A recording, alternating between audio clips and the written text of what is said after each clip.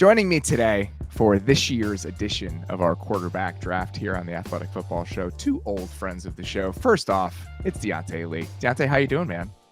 I'm good, man. Feeling good. From a coaching perspective, we're getting ready to start spring ball, so you can see the beard. I'm already working on it. All right. These are pre-stress levels, and we'll see exactly just how hairy it gets throughout the rest of the year. But I'm feeling good, man.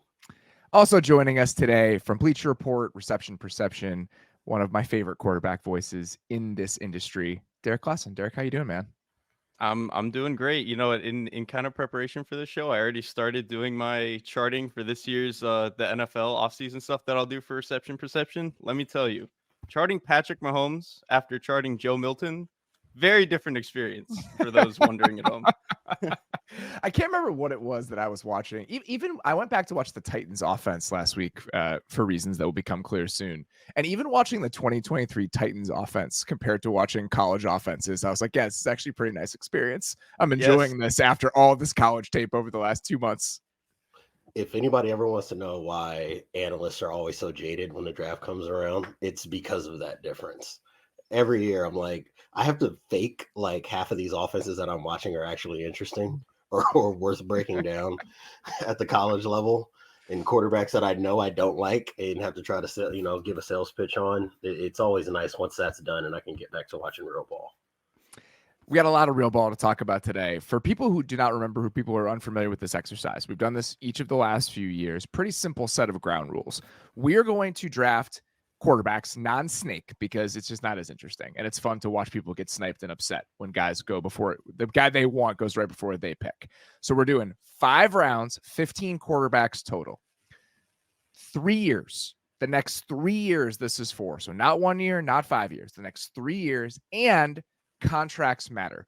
That is less important, I think, with this exercise. This year specifically, there aren't that many guys on rookie deals. And also the ways that you can move money around with quarterback contracts, I think I'm less burdened by what the contract numbers look like than I was in the first year that we did this exercise. But just something to keep in mind, whether it's as a tiebreaker or whether you just think somebody that's on a rookie deal, you're just going to give them a slight bump, something to keep in mind as we move through this. We did a random order generator to come up with the order here. We got Diante first, me second, Derrik third. I would feel bad about this because it's not snake, but I feel less bad because Derrik got the number 1 pick when we did this last year. So this only feels right that he has to pick third this year. I'm sorry, Derrik, but I'm not that sorry. It's a little karmic justice, but yeah, getting able to not even have to think about my first pick last year, I'm fine with it. It's okay. All right, Diante, you do have the first pick this year, and you can do the honors. We don't have to spend a ton of time on this because I feel like it's a pretty easy decision no matter how you slice it. But there is some drama here. Who are you picking with the number 1 pick in the 2024 Athletic Football Show quarterback draft? You know, and on the heels of the NFL draft, one of the things you'll see is like knowing what a team wants to do with their pick, but they're going to let the clock run. This is one of those situations where you see 10 minutes and then the graphic immediately flips to the pick is in. All right. It's obviously Patrick Mahomes, right? And I think the coolest thing, this is one of the rare opportunities we get with evaluating a transcendent quarterback where you really have to watch the game to appreciate the nuance, right? If you're going by data, obviously explosive play rate goes way down. Receivers are dropping balls left and right. He's not throwing past the sticks as often as we're used to him seeing, right? And then you turn on the game and it's like, I've never seen a quarterback work through progressions like this. I've never seen a quarterback able to change his arm angles like this, to be able to escape this way. Somebody who has all these different answers for what defenses are throwing at him, right? Like, I think back to 2020 and 2021, which is where I think it really started becoming evident in the modern era that there are certain quarterbacks you just can't blitz, right? Mm-hmm. And he was obviously at the forefront of that. You think of the Rams with Matt Stafford that first year where they were able to go empty with everything. You couldn't blitz them. And I think with Mahomes, not only is he a guy you can't blitz, but we're learning he's a guy you can't play man against unless you've got a spy. This is a guy that understands if you give him soft zone shells, how to check the ball down and create these run after catch opportunities. And that's something that tripped up a lot of quarterbacks that I think we've had, that we've considered highly, in past exercises like this. So to see a guy at the top almost instantly make those adjustments, coming into this year with the loss of personnel, with some attrition with the offensive line, and still be able to play at such a high level, This is one of those few opportunities, like I said, where the data almost doesn't do it justice. And he had a great year of quarterbacking. When you really turn it on snap by snap, there's not even a conversation to be had about who the best in the league is right now. Independent of the regular season stats, you look at what he did in the playoffs and just how in control he was for 95% of those games. The Ravens gave him some issues in the second half of the Baltimore game. That's it. The first half of that Baltimore game, I remember, Derrick's in the group chat with me, and we're all just like, what do you do? What else do you do? You only rush 4, you play soft zone, you try to match guys up body for body, you play tight coverage, and then the guy buys extra time, or he throws the ball perfectly into the bucket, or he checks it down on 3rd and 6, and you get that yak opportunity to go convert, and there's just nothing you can do, right? It's like watching LeBron at his peak, like watching Jordan at his peak. Watching like Miguel Cabrera force walks, even as he gets older, teams start pitching him different. You see just like that all-time level production on the field, within the context of the offense on a play-by-play basis. It's a real fun watch. Derrik, as you dig into the charting, obviously we know what he is, we know what we think he is, but when you chart a guy with that level of granularity, I'm sure you stumble across some stuff that's surprising or illuminating in ways you might not have anticipated. What jumped out to you when you really started to dig deeper into it with Mahomes last year? Well, so what's interesting is he's one of the only 2 charting quarterbacks I've been able to chart their 2023 already. Like I just started the project, but obviously I charted everybody last year. Last year, Mahomes' profile was like okay, and we have to keep in mind this was the first year where like it was like, okay, Tyreek is gone. We're going to do a lot more underneath. It's a little bit more of a timing offense. His numbers in the 1 to 10 yard area in 2022 were not very good. They were like league average, maybe below. Like this was clearly something he was trying to figure out how he wanted to do. The offense was trying to figure out how it wanted to do. I've already charted him now in 2023. His 1 to 10 numbers, which is like that timing quick game area, flawless, like truly in a different tier from everybody else, which speaks to the fact that like it's crazy that the guy who is already maybe the best quarterback of a generation is only getting very obviously better in another area of his game. And that goes to Diante's point. It's like, okay, you can't blitz him. Okay, you can't play man. You can't do this and you can't do that. It's like, well, now he can just nickel and dime you if he wants to. And then he still obviously has 4 plays a game where he's Superman and there's nothing you can do. And this year really felt like, even with all the frustration with the other parts of the offense, it felt like him as a player found the way to perfectly toe the line between knowing when to do the easy stuff, knowing how to do it, and then being God every now and then. Like it's truly something different to watch. Watching the mental stuff this year, to me, was what was most jarring. And I remember talking to coaches about it leading up into the Super Bowl. I think I was talking to their passing game coordinator, and we were just discussing different identifications he had of pressures, and he missed one against Baltimore. Kyle Hamilton kind of came untouched off the edge. And he said, yeah, that was the first one he missed in like 8 weeks.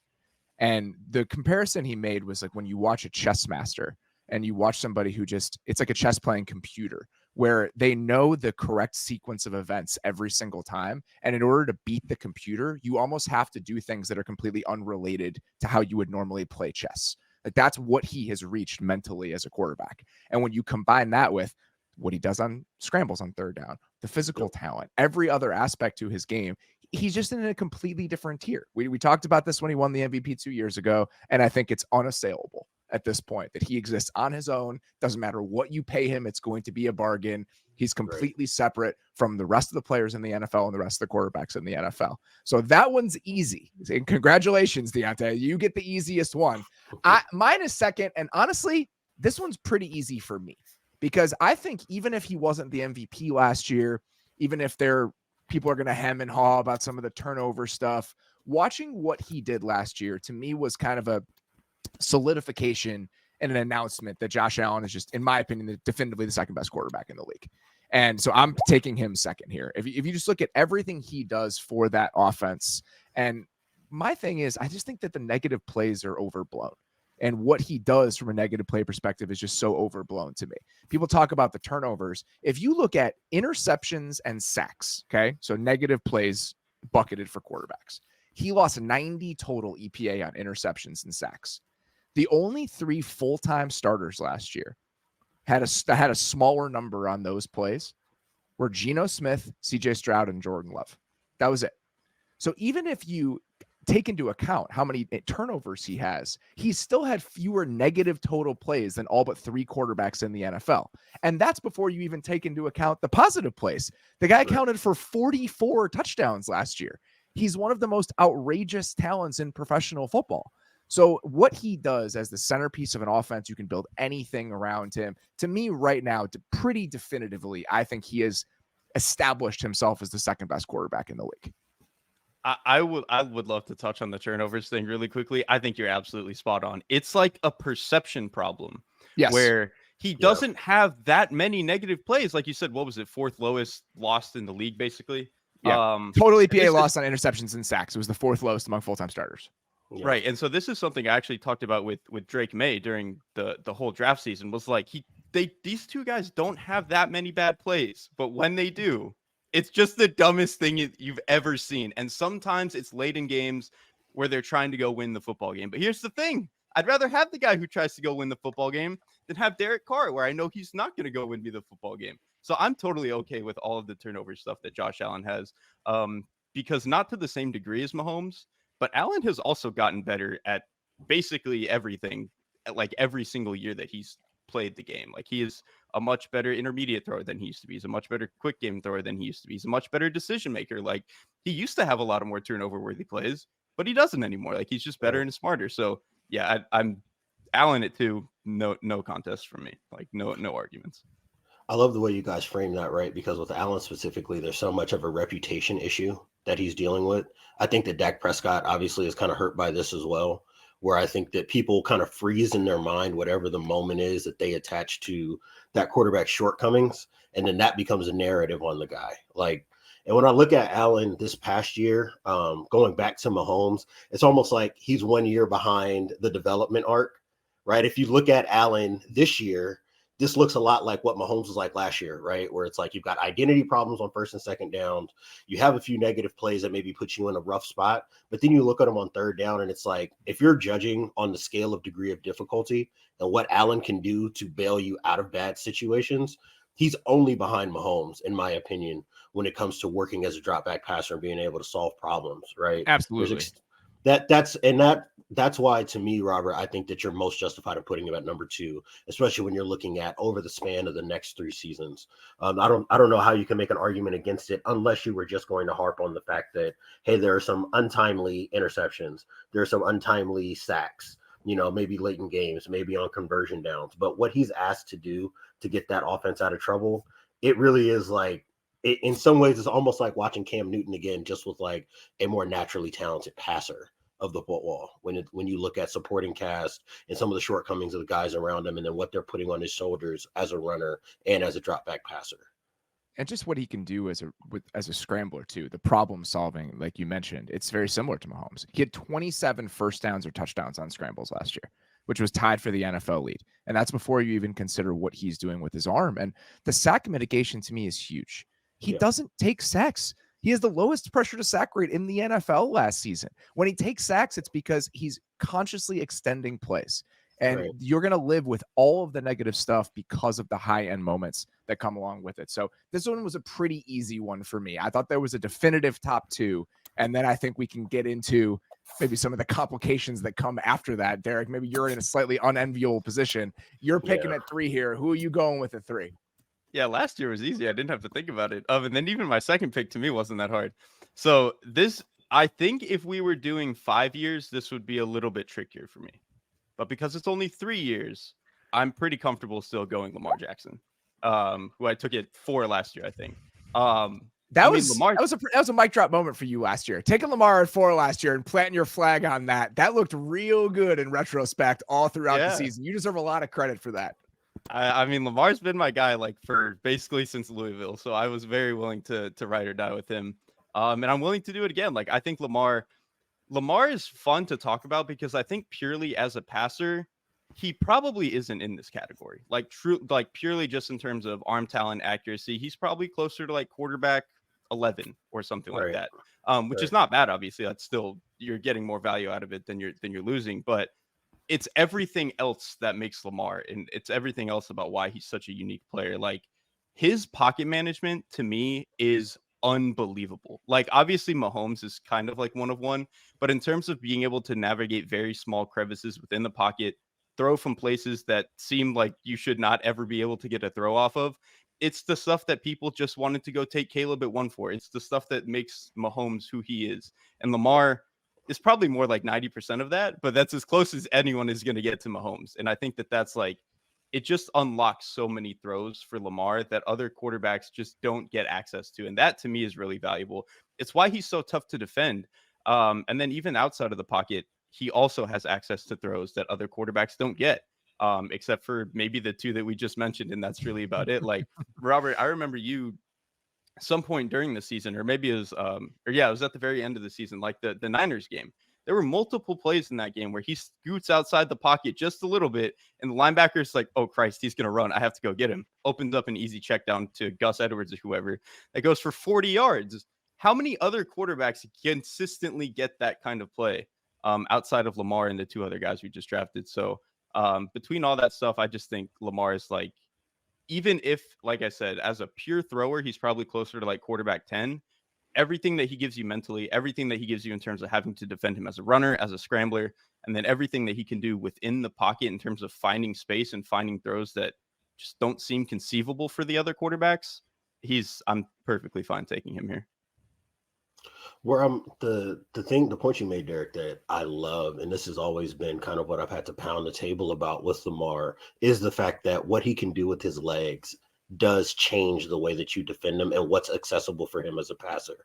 That's always been my arguing point with Lamar. It's like he's a quarterback that you cannot make rankings or tiers about just based off the outcomes, right? Because you are going to miss some of the things that he can do in terms of sack avoidance, right? You think about guys that are his build or his play style, not all of them have the strength to be able to throw through contact the way that he does, the ability to slip past pass rushers that he does and stay alive as a passer, right? Like you said, all it takes is one stride outside of the tackle box, and now it's a new football game. You know, he hasn't declared intentions at all, but the way that you have to think about him once he breaks the contain of a pocket changes, how you have to pass rush him changes.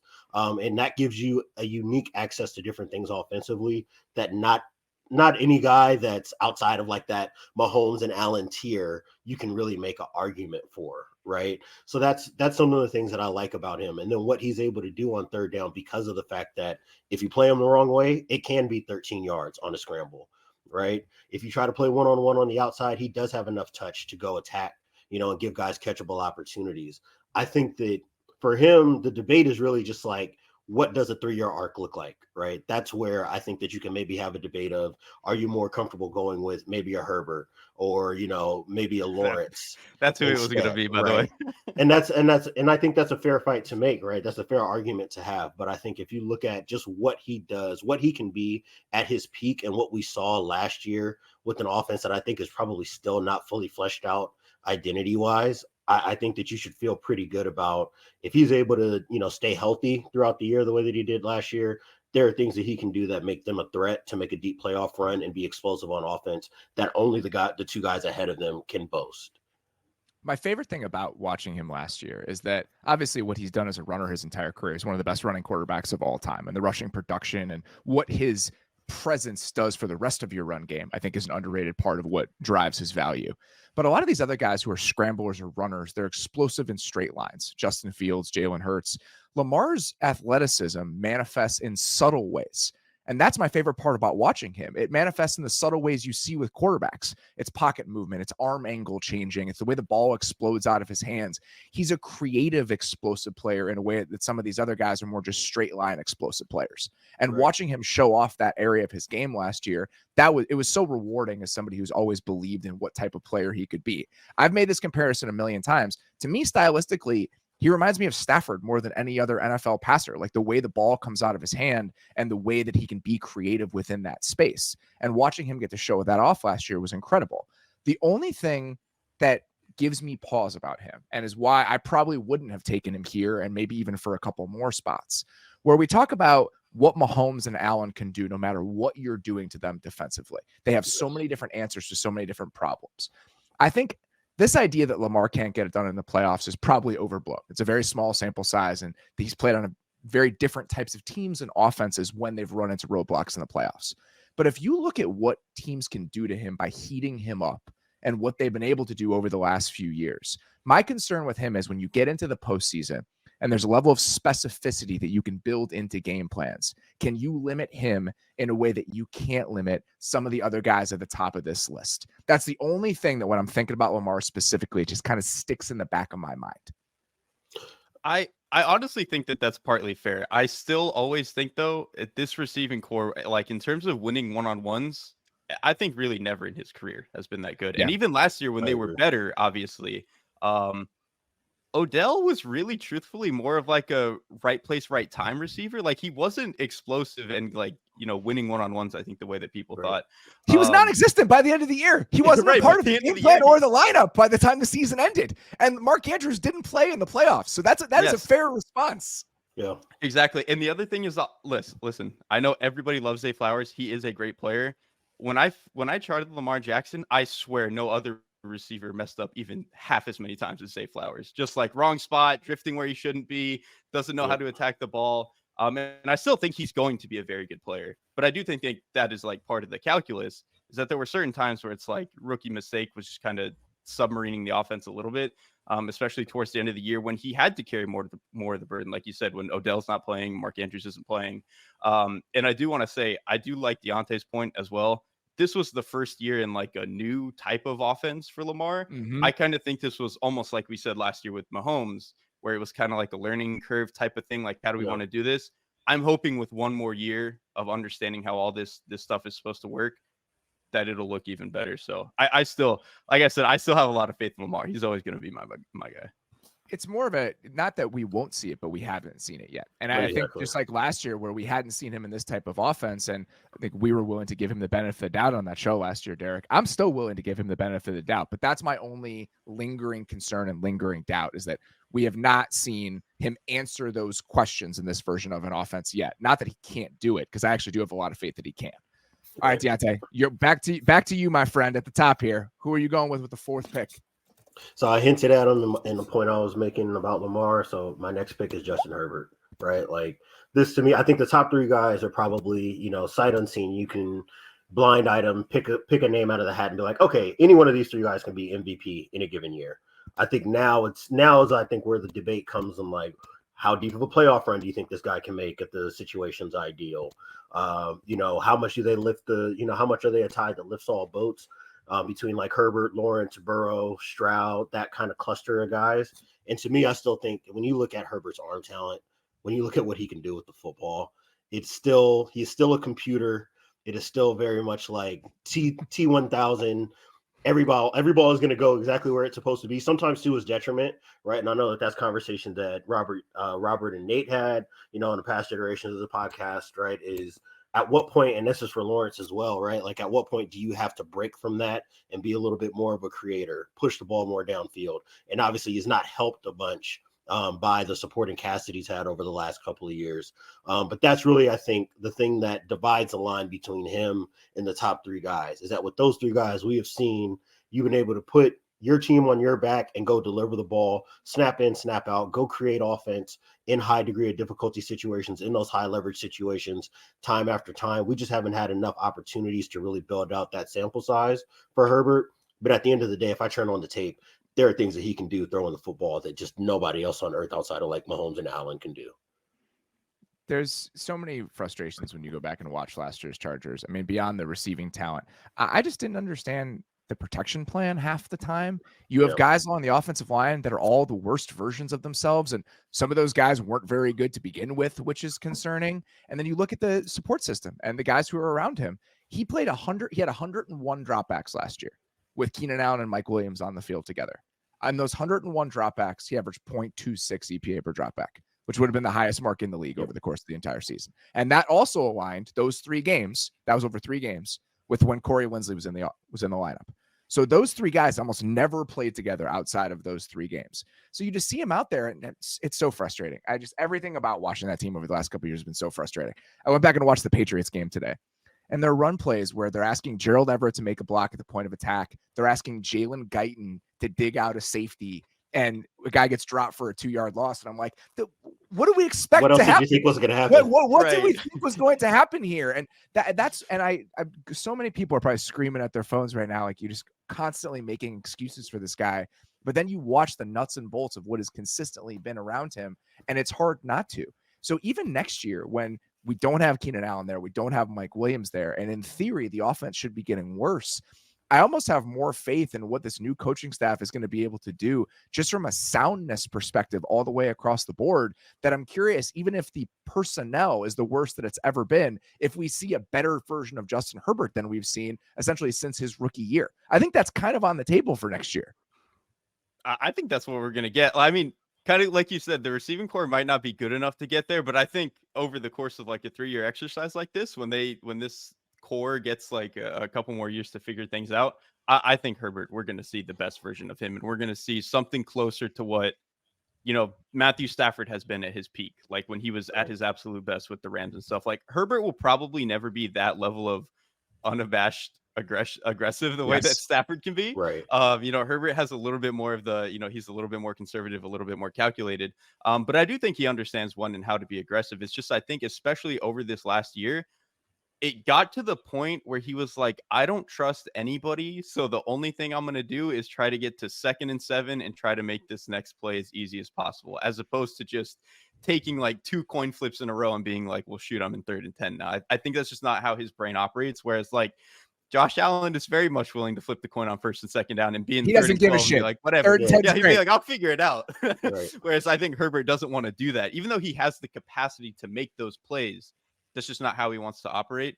But I do think if I was picking it for, this would have been easy for me as well. Because he, kind of like Diante said, he's the only guy I think at this range where he has the tools and ability that are as close to Mahomes and Allen as you're going to get. But also we've like seen him, he's proven to be a very good player already. It's like, theoretically we could say Anthony Richardson is that caliber of player, right? Like that caliber of tools. We just haven't seen it. Herbert, we've seen him play at like an all-pro level. So yeah, he would, if I had my pick here, it would have been him. One of my favorite parts about watching him is that it's not just the big arm throw far, like skill set that we're talking about. He is so much twitchier than he has any right to be for a man that big. The way that he can flip his hips and like he'll be looking left, he'll flip his hips and throw the ball back to the other direction. It's incredible, his ability to do that at his size. And then you think about what he does as a scrambler. He is one of the most effective scramblers in the league, despite being 6'5", 230, whatever he is. So I totally agree with you. It's like a slightly diminished version of what those skill sets are from those other guys, combined with the fact that he also doesn't have many negative plays. Negative play mitigation plus that skill set on the upside, that's what you're talking yourself into with Herbert. It's always been the case, and I don't think it's any different despite some of the dips we saw again last year. And this is the thing that makes me most excited about the next 3 years, right? Assuming that everything that Harbaugh wants to lay out works out. I love what that offensive infrastructure can do for a guy like Herbert, right? Trying to adjust protection plans to make sure that he's not hot. So that way you can liberate him to push the ball downfield more play action game that might allow him to access the middle of the field in that 12 to 15 yard range, which is where I think he can be as lethal as anybody in the NFL if you give him more opportunity to attack there with anticipation.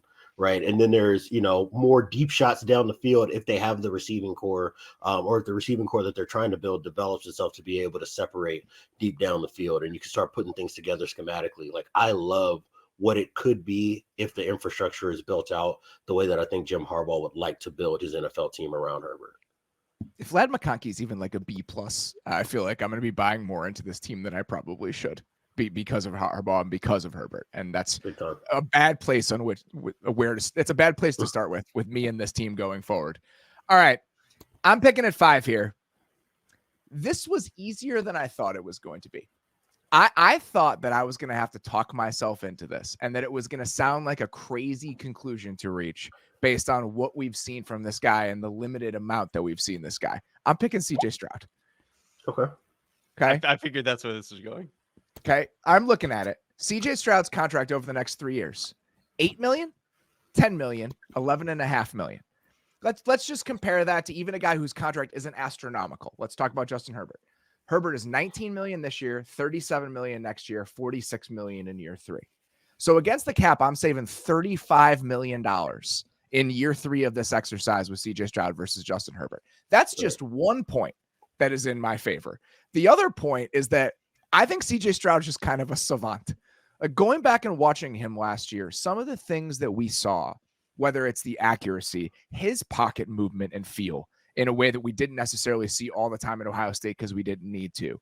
And then the third element of this that I just keep coming back to when I watch him, his ability to get throws off without having to move in the pocket as things are crumbling around him is remarkable. I just never could have anticipated that would have been such a defined part of his game that early on. That throw he hit to Nico Collins in the playoffs against the Browns, where he doesn't have to step into it. He throws the ball across his body 35 yards down the field. That level of exceptional physical quarterbacking, I didn't expect to get that from him. And I especially didn't expect to get that from him as a rookie. So you combine all of that and the advantage of being on that deal, there just aren't that many guys I would bet on over the next 3, 5, 7 years before I would bet on this guy. And it's really just the 4 guys we already talked about. Right. I think what's remarkable to me about CJ Stroud is how connected and smooth every single movement he has. Like whether it's his footwork in the pocket, going through his reads, whether it's like you said, maybe a guard gets pushed into his lap. Some guys, like when a guard gets pushed into their lap, they've got to okay, I've got to take 2 shuffle steps back, then I've got to reset my body, then I've got to make the throw. Okay, well, by that time, whatever you were trying to do is probably closed. CJ Stroud is very just like, if he gets guard pushed into his lap, he'll just push off of one toe and just flick it over. And it's like, how do you have how can you think that fast and make your body do things that fast in such a seamless, it really doesn't seem like he's thinking about the game in a good way. Things just happen and he knows where the ball is supposed to be. That's what savant. Yes. He is a savant in this way. And that's just, it's an ineffable thing when you watch him, but it's impossible to ignore. Exactly. And I think you even mentioned this actually when CJ was just maybe a month and a half into the league. Burrow very much has this quality to him where things just kind of happen and the ball just gets out of his hand and all of a sudden it's into his playmaker. And you're like, it doesn't really make sense how all of that happens so quickly, but he's just able to do it so consistently. It's funny because I think that we've had a circuitous conversation about accuracy among NFL quarterbacks because guys coming out who aren't accurate, we've underrated how easy it is to fix that. Anthony Richardson, Drake Maye, some of these accuracy issues. And I think because of that, we've almost underrated how important accuracy is as a trait when you do have it. When you have it at an exceptional level, like Stroud and Joe Burrow do, we see what sort of practical advantages that gives your offense. And I think that's it. Maybe I'm grafting that onto other people, but that's been my journey with it. It's like, oh, accuracy is overrated. And then you watch a guy who's extremely accurate and it's like, oh man, it's actually pretty useful to be that accurate. And that was my experience with Stroud as a rookie and also a lot of the time with Burrow. See, and to me, I think that the bigger piece of that is it's easy. It's easy, I think, when you zoom out and look at the league as a whole and start thinking about the context of quarterback play as a whole to say that accuracy is overrated, because a lot of times that kind of strips away the analysis of all the things that an offense can do schematically to take things out of the hands of the quarterback, right? Mm-hmm. And then there are these things, and you brought up Burrow in this respect, Derek, and I think about younger Brady in this aspect as well when I think about Stroud in terms of you're just not supposed to have that kind of feel that young. You're not supposed to understand pockets that well at that age. You're not supposed to anticipate that well in the pure drop back game at that age, to understand how to use touch, how to access different throws, knowing when to switch things on and off in a progression, right? There are shortcuts that he's able to get to in the passing game that you're just not supposed to have until your second or third contract as a quarterback.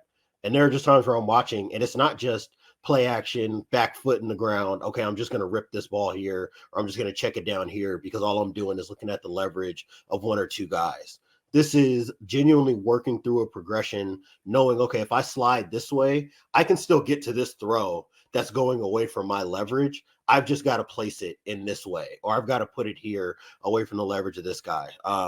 Understanding coverage, you're not supposed to have that good of a feel as a rookie, right? The things that should trip you up. He was cheating how to play against certain coverages. I swear, right. I vividly remember there's a cover 2 example. I've probably said this on a podcast before.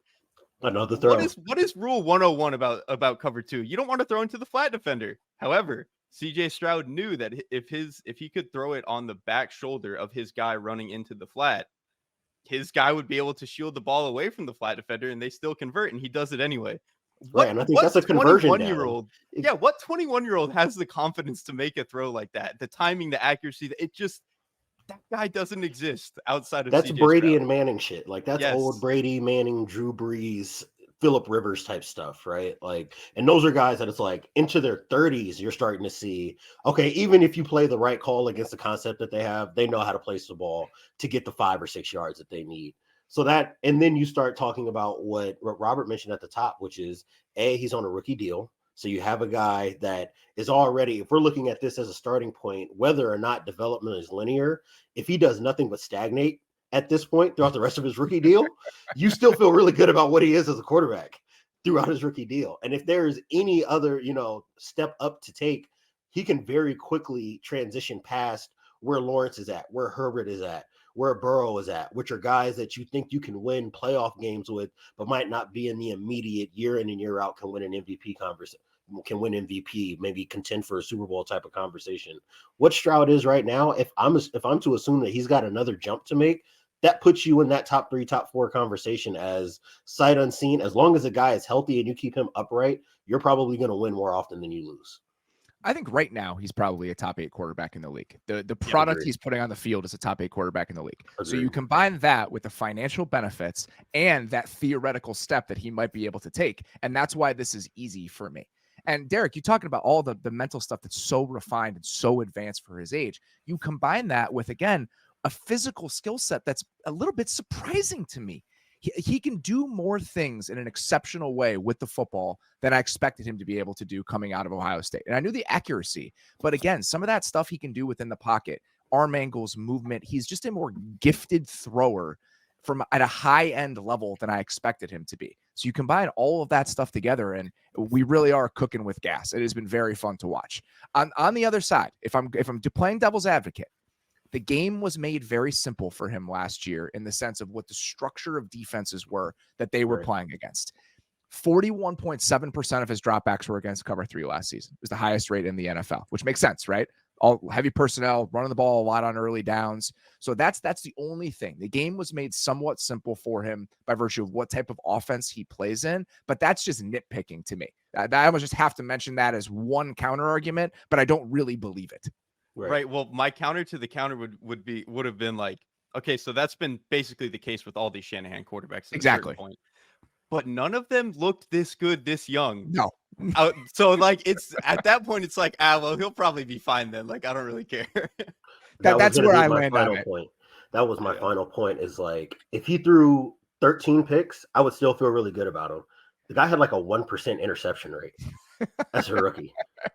Like, of the guys who played a bunch of snaps, he has one of the lowest interception rates in the league. He avoids negative plays in a way that, again, lends back to the point of a rookie quarterback is not supposed to be this mistake averse. You're supposed to get a bad sack strip game. You're supposed to get your 3-4 interception game when a guy is trying to throw with the anticipation and is maybe getting looks that he hasn't really seen, or not dealing with throwing the landmarks, at the NFL level, trying to transition into that. And he hasn't had any trouble with any of that. And I think to the point, again, to counter the counter, we've seen enough throughout Ohio State film. I think we saw just enough to project that even if they put more on his plate in terms of pure drop back game, he can probably handle more of it than we saw last year. And based on what we're working with, I think that there's a chance that he can be really explosive, pushing the ball downfield and punishing defenses for playing certain ways based on the kind of throws that I saw him make within the structure of the offense that he already has. Yeah, there's plenty to believe that there is another level there, even if he has to move beyond the box that they've put him in schematically. And that's just the box that all these guys play in the Shanahan world. So it's not a detriment to him. And you talk about the lack of negative plays, Diante, and it's not like he was some check down guy. He had led the league in the percentage of his throws that went past the sticks last year. He was number 1 in the NFL. So to be relatively mistake-free while playing with that level of aggression as a first-year player is absolutely wild. Like, I think the guy has a chance to be truly special, and that's why I feel okay taking him there at 5. Derrik, you're up here. Who you got at 6? Okay, This is the This first is range hard. of the draft where it starts to get very weird, and you're weighing like completely different factors, especially when you're like considering the money, the 3-year. Like, I could literally go 4 different quarterbacks here, and I think I would feel okay about it. I'm going to default to Dak Prescott, and I know that he's making a lot of money, but he's only 30, so like he's been around for a while, and I think we think of him as this like establishment thing at this point, but he's only 30, so he's kind of still within this 3-year window, very much within that quarterback prime. Like this was the range that like Matt Ryan was winning MVPs and stuff. So like this to me, I'm not that worried about the age stuff with him. When I'm I still queued that up today and I was like, oh, he's 33, right? So it'll be age That's what I 33, age thought. 34, age 35 seasons. And then I looked it up. I was like, oh, wait, no, guess not. Age 31, Yeah. 32, 33. A little bit of a different proposition than I expected. That was kind of what pushed me back to him, because I think if he would have been like 33, like I was imagining in my head, I would have gone a different direction. I would have gone a younger player. But him only being 30, you're still going to get a lot of the best years that he has. And truthfully, I think even last year we saw him look healthier than he had been the year before, and you saw more of the outside the pocket stuff. You saw him look even within the pocket more explosive, able to access throws that maybe a year ago he wasn't able to access. So that's kind of why I'm comfortable going with him here.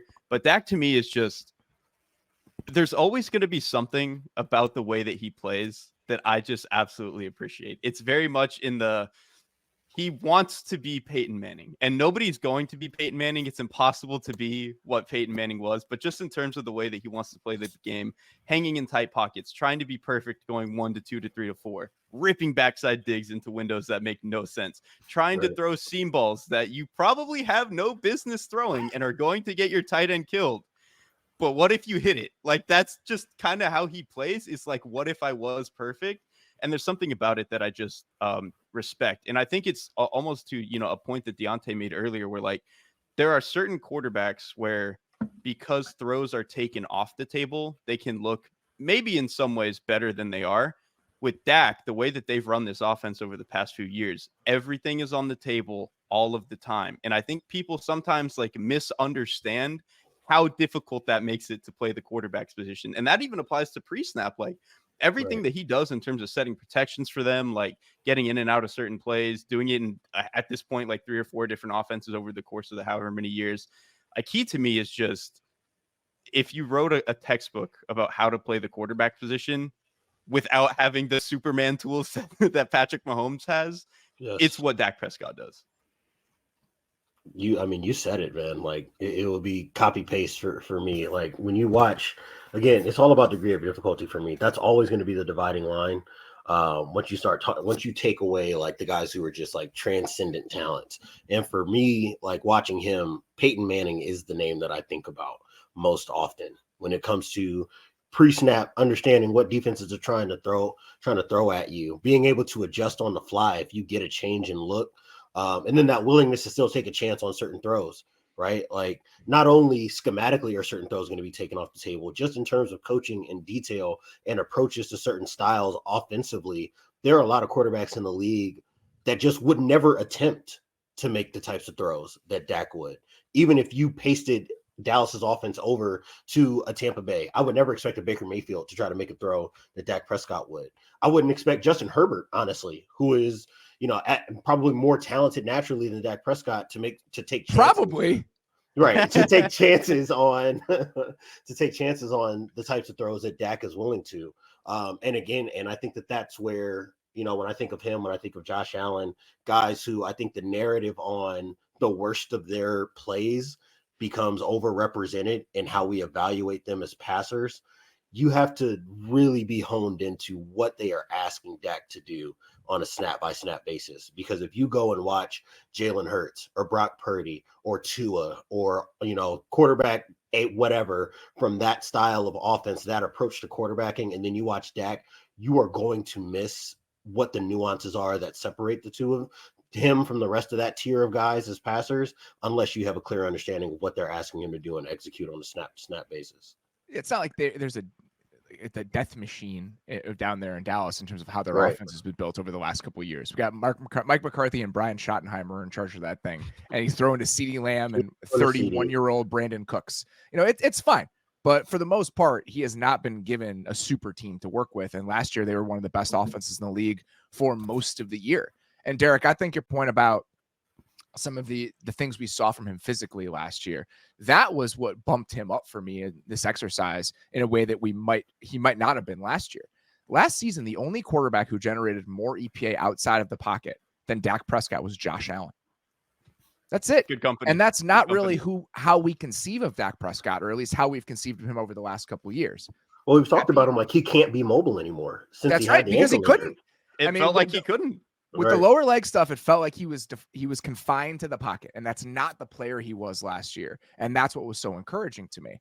All of that being said, okay, he's got a $55 million cap hit this year, and then he's about to hit free agency. And we know what Dak free agency looks like. There are going to be no discounts to be had. It's going to be a short-term deal, and they're going to get every dollar that they can. So, Derrik, you would rather have Dak Prescott at, let's say, on average, $47 million over the next 3 years for age 31, 32, or 33 than Joe Burrow? If I can tip my hand a little bit here, my other pick would not have been Joe Burrow. So yes. Why would you? Because I think a lot of people would put Burrow in this spot, or would put Burrow essentially right in the post Justin Herbert, post CJ Stroud tier of quarterbacks. What pushes him a little bit further down to you? So for me, I want to be clear. I still think Joe Burrow is a very good player. If for whatever, if by some miracle he's there at my next pick, he would probably be my pick.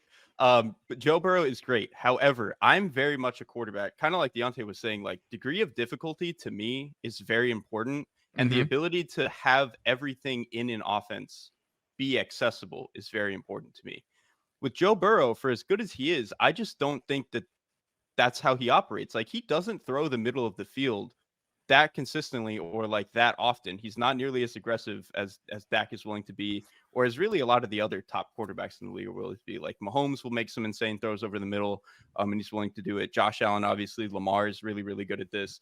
Whereas like Joe Burrow, I think, truthfully, because of the arm strength, like his arm is closer to like fine than anything, and then it's made better by the fact that his touch is just like the best in the league, probably outside of Patrick Mahomes.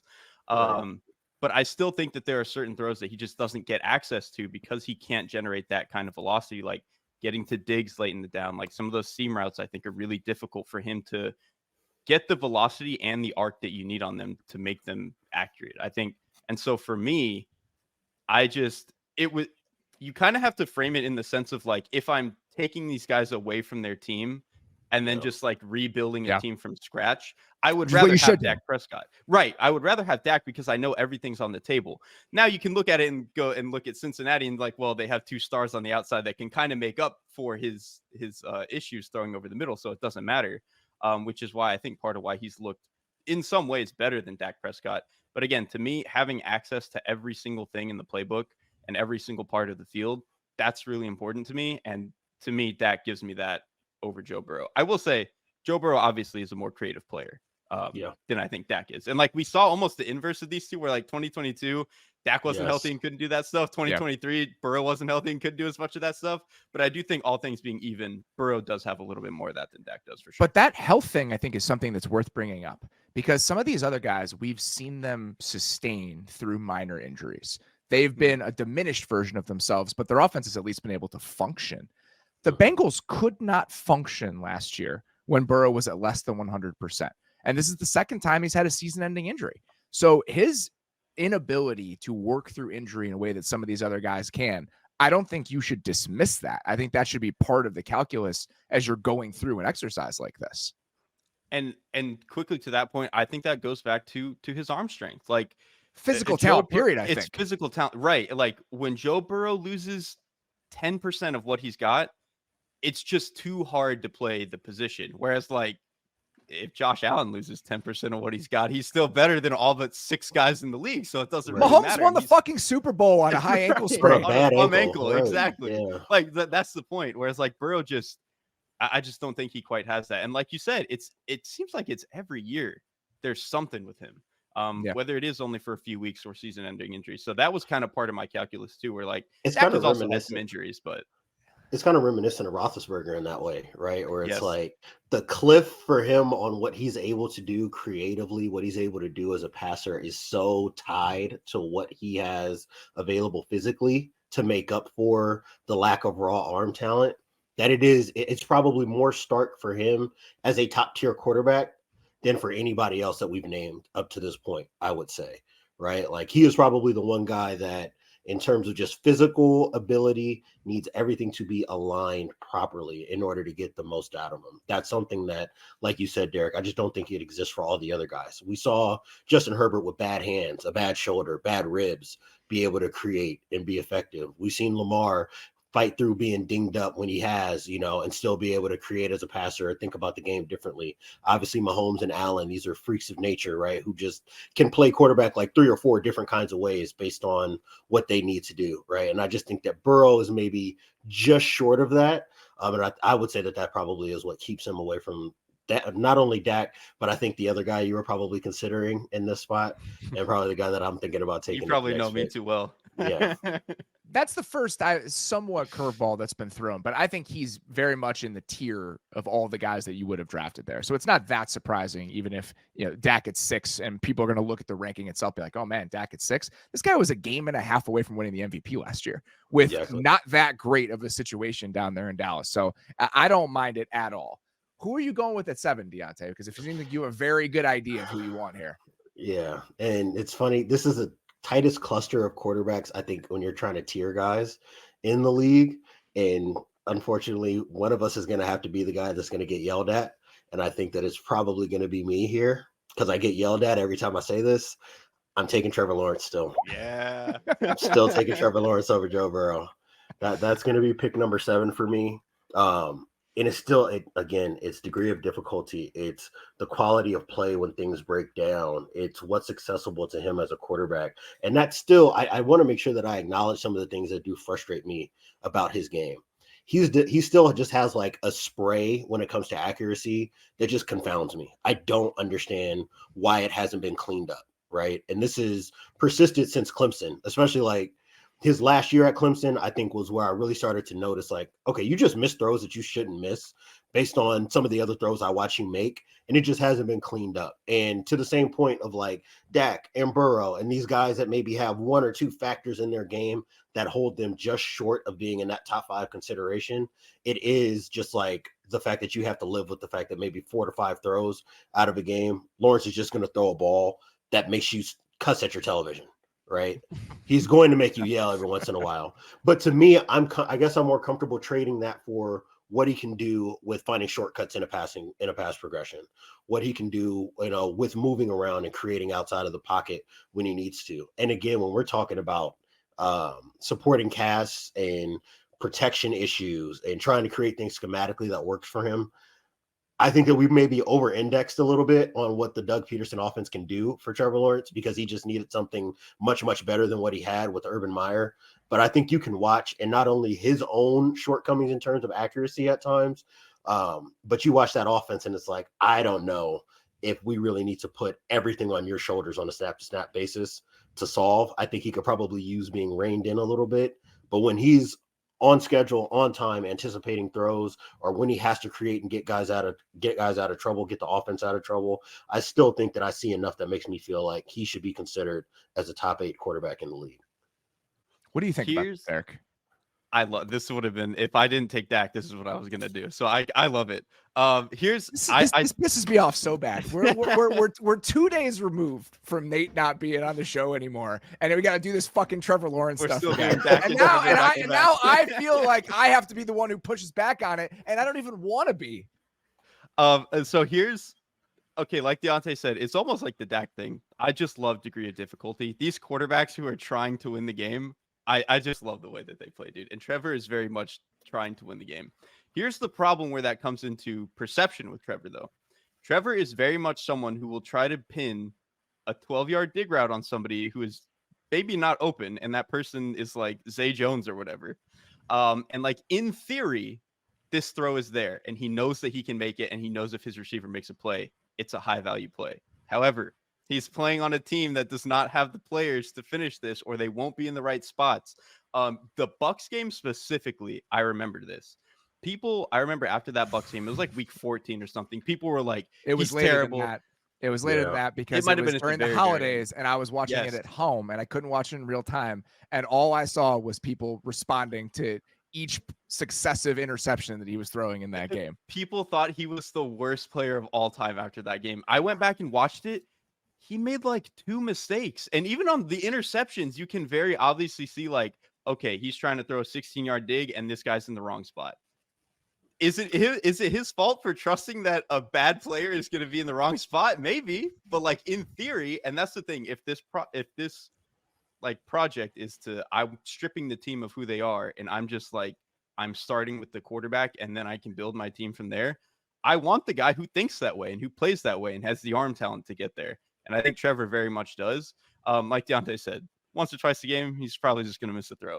Once or twice a game, he, like I said, might jam a throw into a window that he doesn't really have any business trying to throw into.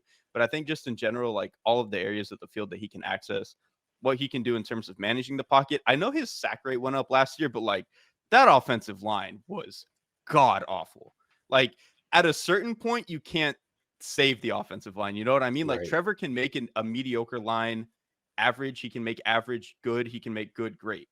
At a certain point when it's so bad, you just can't really fix it. And I think that's where they were a little bit last year. But I think you saw in 2022 when they were just okay, he was unbelievable in the pocket. Right. Because he I was just going to needs say that's the needs mediocre to enough. decent. Yeah, Right. that's the He just mediocre needs to workable. enough. Yeah. Exactly. And so that's like, and that to me is super valuable. Like I've said all draft season, the 2 things that I value most in quarterback play, pocket presence and arm talent. He checks both boxes and he tries to win the game on every snap. Like that to me, I don't know. I just love the way that he plays. And I think I'm always going to love the way that he plays. I like Trevor Lawrence. I've consistently liked Trevor Lawrence. I cannot take him 7th in this exercise because there are enough limitations to it. And it's beyond the sprays. Like, okay, if you look at the turnover issues, that's for him, it's a real issue. For Josh Allen, I think it's completely overblown. For Lawrence, I think it is a real issue. He was dead last year in the amount of value he lost on fumbles. And it was double the league average of any other quarterback. And then you combine that with being a little bit looser with the ball when he's throwing it around. And I think that is something to take into consideration. And it's where some of these turnovers are happening that it's also a little bit worrying. But I think part of the reason, Derrik, is it's what led to the sacks. He was just in hero mode last year more than he had been in years past. And so whether that's something you can tamp down as he gets a little bit more help, I think that's one of the central questions. But his propensity to just drop the football in high leverage moments, that's one of the other things that's maddening beyond some of the sprays that you see. And the other part of this is I don't find him to be that creative of a player. I like him, but I find him a little bit more robotic than I want my high-end quarterbacks to be. Even if I think I would take him in the top 10 and maybe slightly after you guys would here, there are a couple other guys I find more intriguing from a skill set perspective than I do with Lawrence. So even as a Trevor Lawrence defender, I still feel like 7 is a little bit rich in this exercise. I think that's fair. And I think that kind of lends some credence to what I was saying in terms of like, you have to just rein this guy in.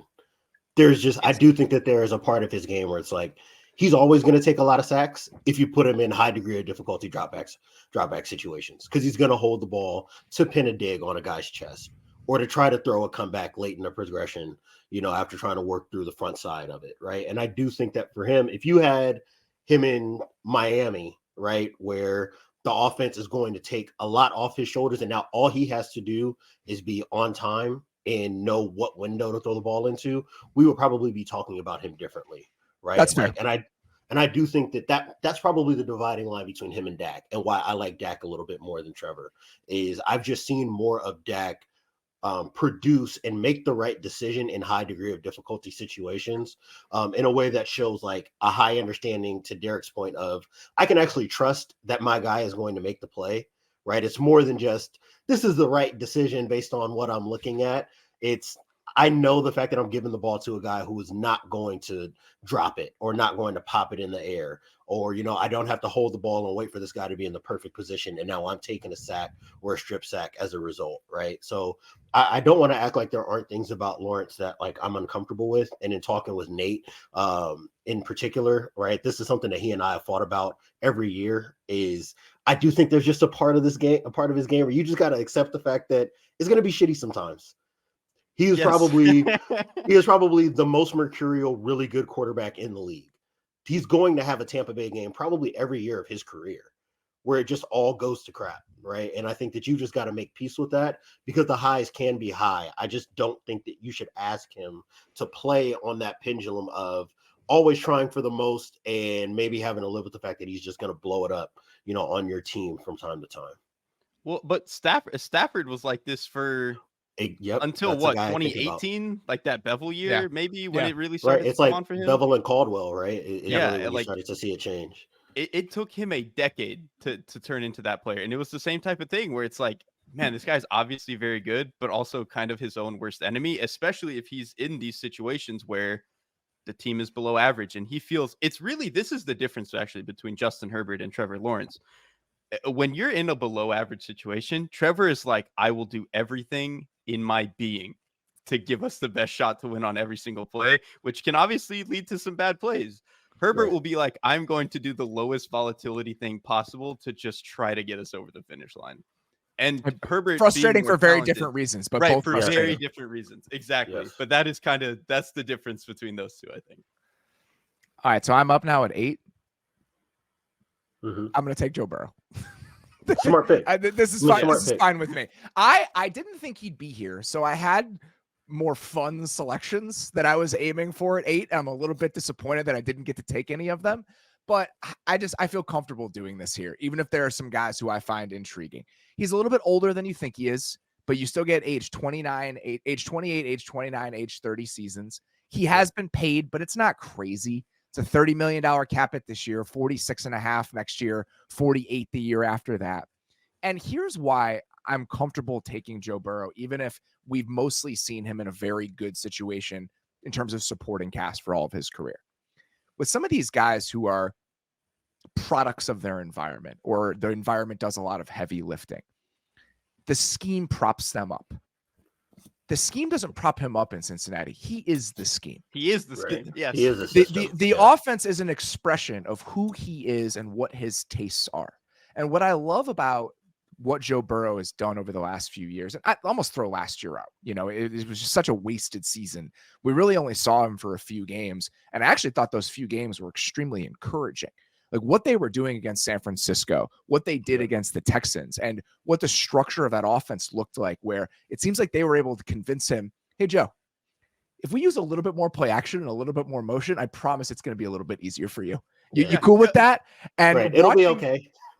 It's going to be all right. And watching that version of it, I was like, ooh, I like this. I like where this is going. And then it was ripped away from us just as it felt like they were getting their footing a little bit.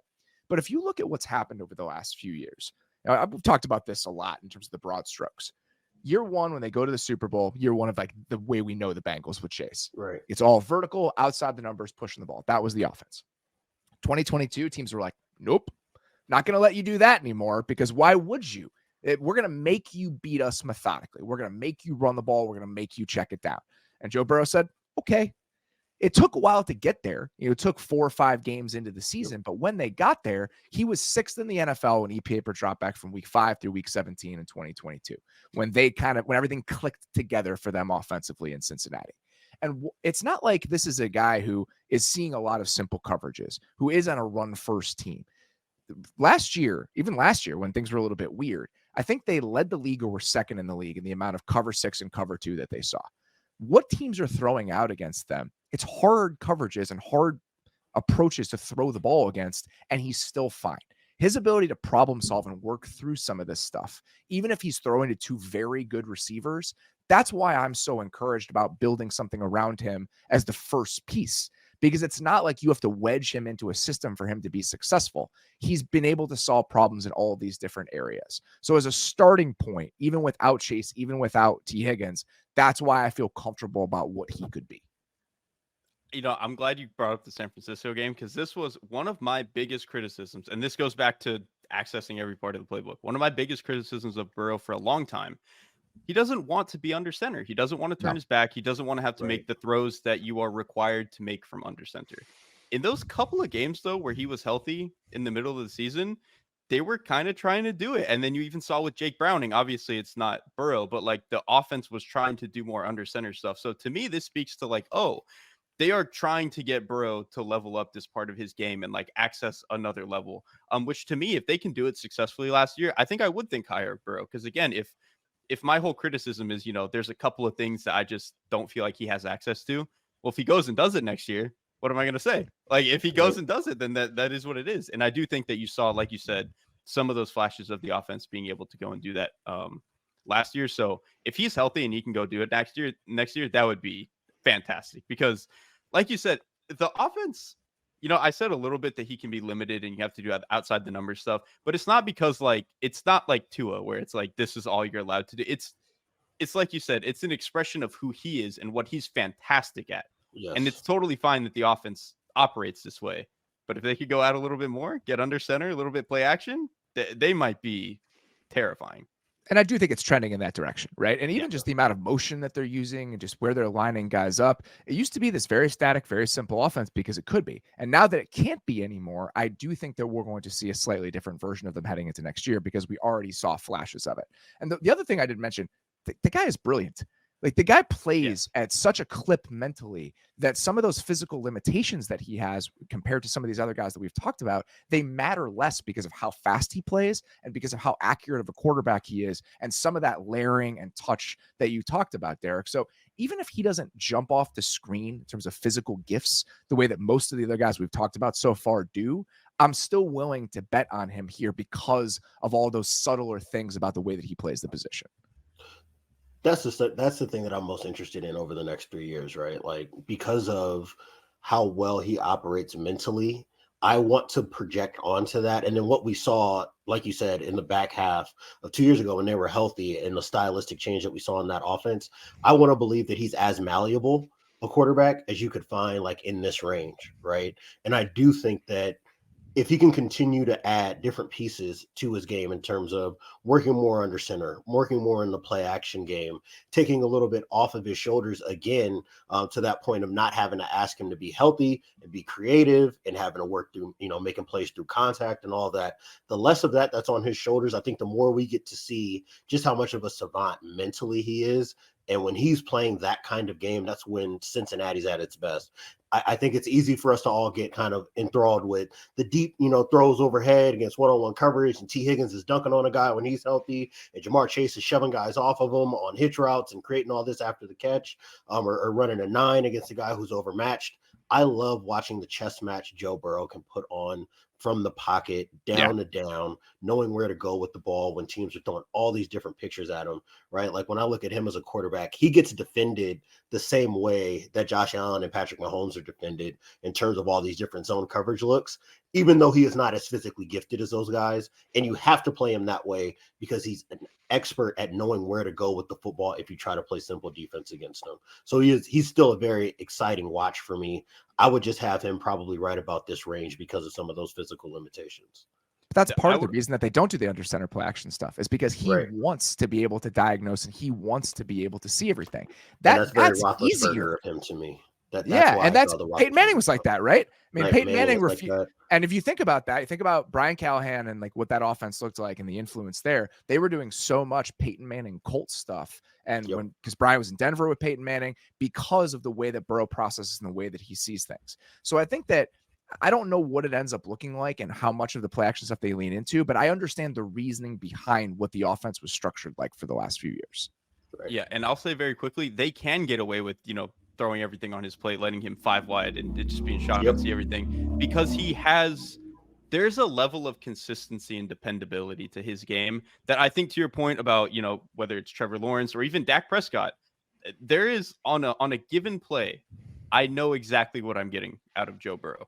Like the best plays from Dak might be a little bit cooler in structure. The best throws from Trevor might be a little bit cooler in structure, but down to down, I know exactly what I'm getting out of Joe Burrow every single play.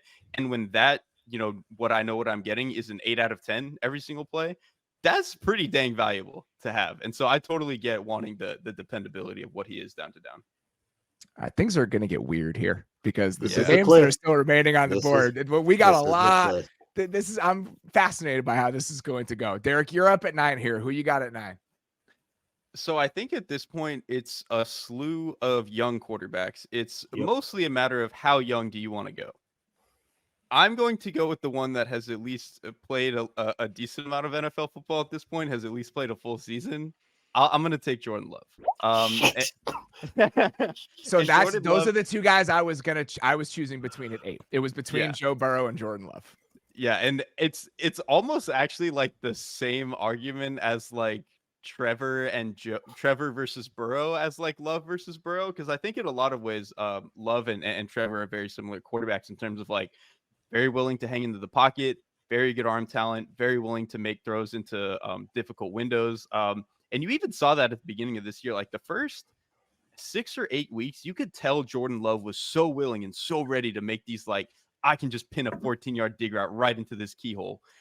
But the timing of the offense just wasn't all the way there. The young receivers just weren't quite on the same page.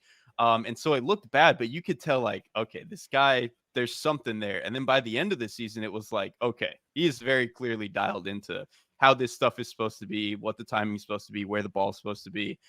So I just love, really, you could almost copy paste everything I said about Trevor and put it to Love.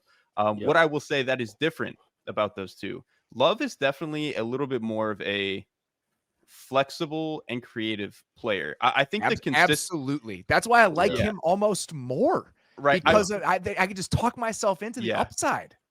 The Jordan Love has a little bit more of like shit hits the fan and he's got a little bit better of an answer. To me, Trevor in structure is more of like a supercomputer processor. And I think at this stage, I value that slightly more just because of how good he is at it. But what you trade off for, the 10% of processing there for Jordan Love, you get back the 10% in the flexibility and creativity he has. Like some of the throws that he was able to make outside of structure this year were just like, again, nobody is quite in the Patrick Mahomes or Josh Allen range, or we'd be picking them 1 and 2 as well. But Jordan Love, in terms of the young players in this league, he is probably the closest you're getting in terms of like that elasticity in his arm with like truly S tier arm talent, like can throw it 60 yards and put touch on the ball. Because that's the other thing. Some dudes can throw the ball 60 yards. Like Lamar Jackson can throw it 60 yards, but he doesn't really have like the touch and art control of some of the other guys in the league. Jordan Love can put it 60 yards and it looks like a beauty. Yeah. It's arm talent versus arm strength, right? I mean, yes, exactly. At the core of it, that's what it is. For me, was the stuff that he did drifting in the pocket. Because what are you going to be able to do when things break down? What is your answer to that? And his ability to drift and still make some of these throws because of how exceptional his arm is, that is what is so exciting for me about him. Yeah. And I think you saw him get better at that over the course of the season. Like the first, 8 weeks, it was like, okay, he's tough in the pocket, but I don't know if he knows where he needs to be to like access different throws.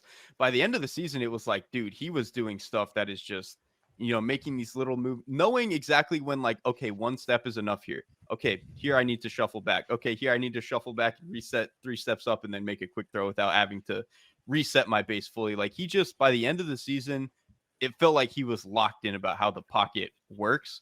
Whereas for that first like month and a half, he didn't quite get it, even though he wanted to.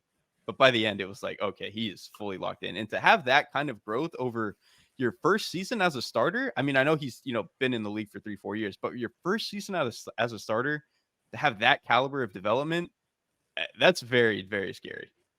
This is the quarterback I'm probably always going to be irrationally more optimistic about than most of the other young guys in the league. And it is because of like that trick shot quality that you were mentioning, Robert, right? Like, I don't know if he's ever going to be at that supercomputer level in terms of early downs or working quickly through a progression to be in that Herbert and above type of conversation.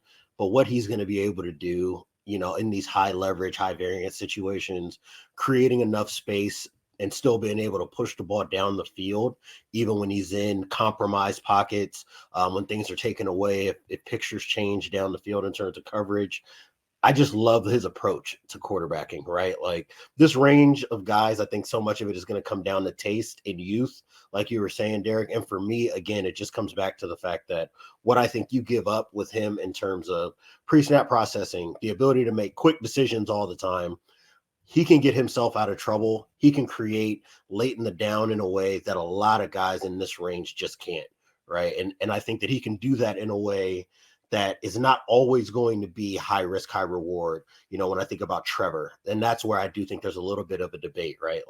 Like I said, there are some things about Trevor that I'm just always going to be uncomfortable with. I think that because Jordan has that same level of arm talent, arm strength, and I like a little bit more of what he can be, in terms of elasticity, like you mentioned, Robert, that's where I'm really, really high on what it can be at the end of this 3-year window that we're discussing, right? It's entirely possible that that's the kind of guy that nobody wants to see in a 1-game sample, because he can get on a heater and make throws no matter what you're doing in terms of pass rush and coverage picture that a lot of other guys just can't in the NFL. That creativity point, Derek, to me is central. I'll do this one. I would have taken him over Trevor Lawrence. If it were my pick and he were still on the board, I would have taken Jordan Love over Trevor Lawrence. And it is that creativity aspect to it that's why I can talk myself into it. I don't blame you though, because when I had I think it might have been when I had the Dak pick, I said that there were 4 guys I would have been comfortable taking. It was literally from Dak Prescott to our next 3 picks. Any of those 4, I was like, same. I think I'm probably fine taking just about any of those guys here. A couple numbers that I found, I was like, oh my God, he led the league in passing first downs on third down last year. Jordan Love had 76 passing first downs on third down in his first year as a starter, more than any other quarterback in the league. And if you look at the combination of high-low, I always like that.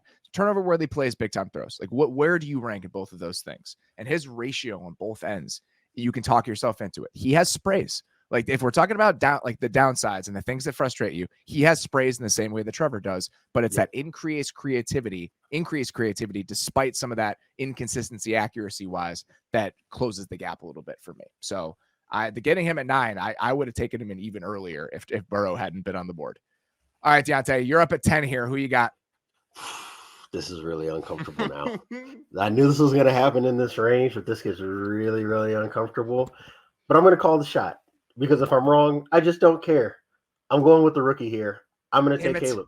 God damn it. I thought I was going to be able to do this later, and I'm a little bit frustrated. I was trying to play you guys because I know that Derek would take Maye over Caleb when given the opportunity. Yes. But I was worried about you, and that I was really hoping by 14 he would still be on the board and I'd be able to do this, and I'm a little bit disappointed now. I had a feeling that the board was going to play out about this way, and knowing Derek, I know the guys that he would not take before this range.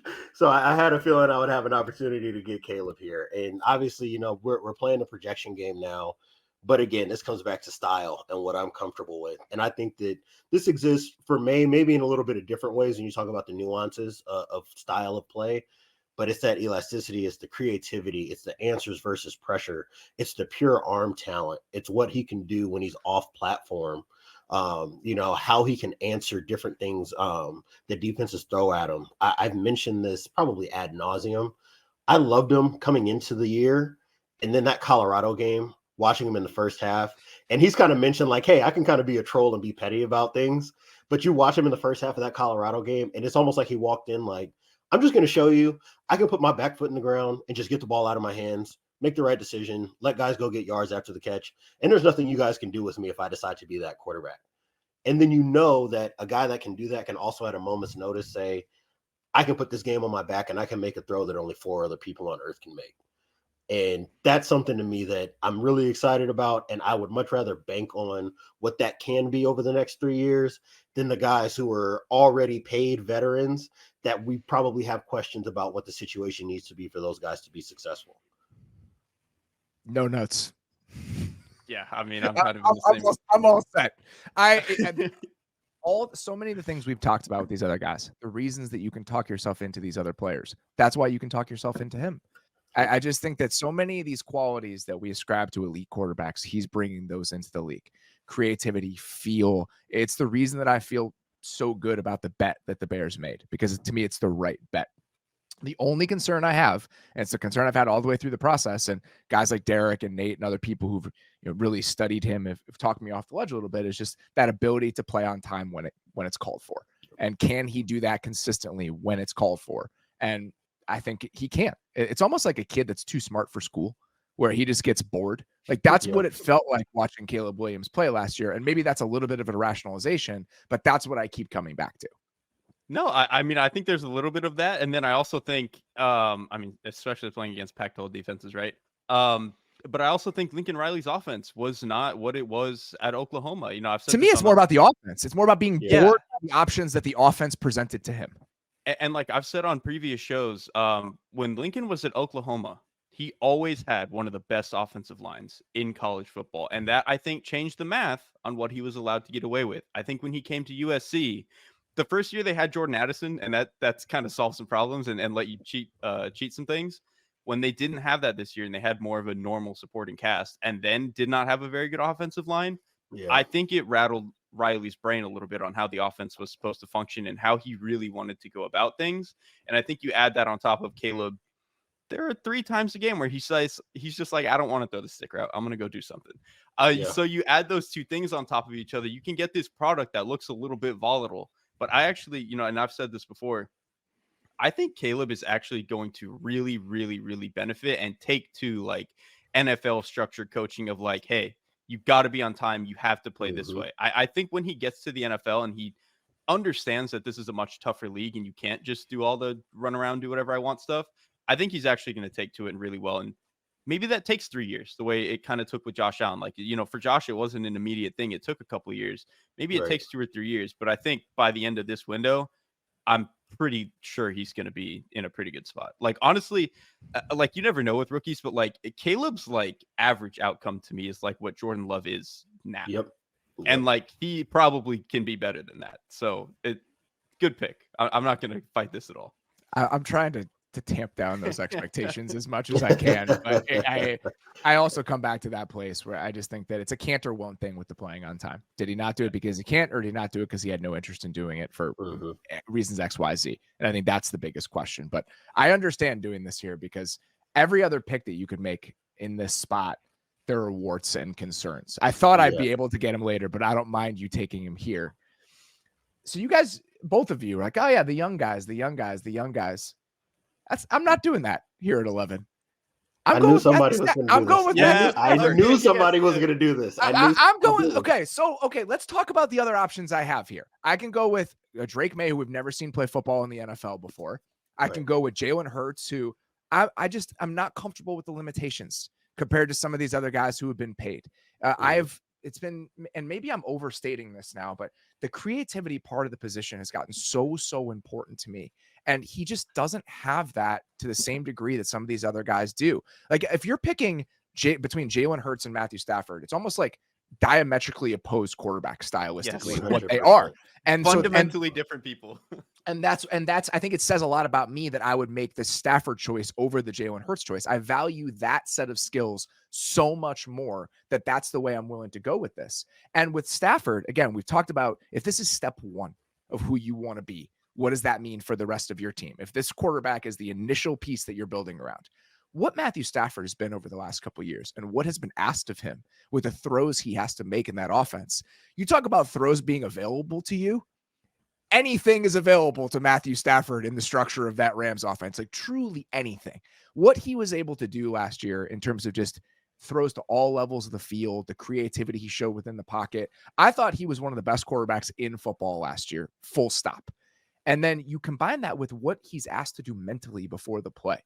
Like the fact that the Rams just come to the line of scrimmage with 3 plays and it's like, all right, here's the one we're going to run this time. Like it was so much is put on him mentally, structurally, in every single aspect. And I just think that he's playing at such a high level that even at age 36, 37, 38, I would be willing to bet on him over the next 3 years over some of these other younger, cheaper guys that to me have more limitations and can't bring me as far as the first piece in the offense that I'm building.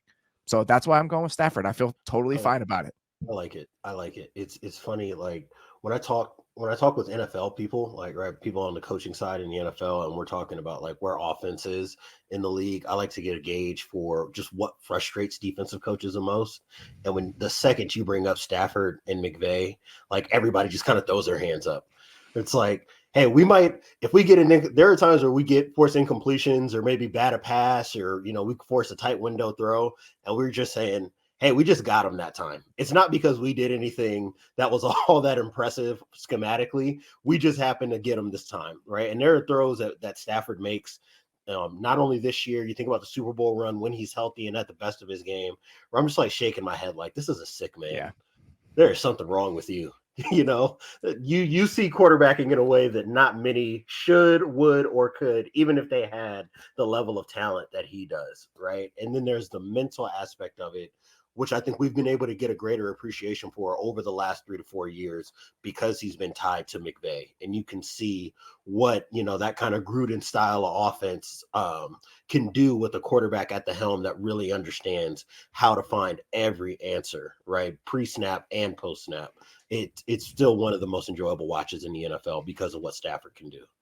I was talking to a coach on that Ravens staff that when they played them last year, which was to me still one of the best football games of the year when you watch those two units go back and forth. And that touchdown he threw to Kupp on the 7 route in the red zone with the slot coming unblocked. He was just like, that happened. We were like, what are you supposed to do? What do you do? What am I supposed to do?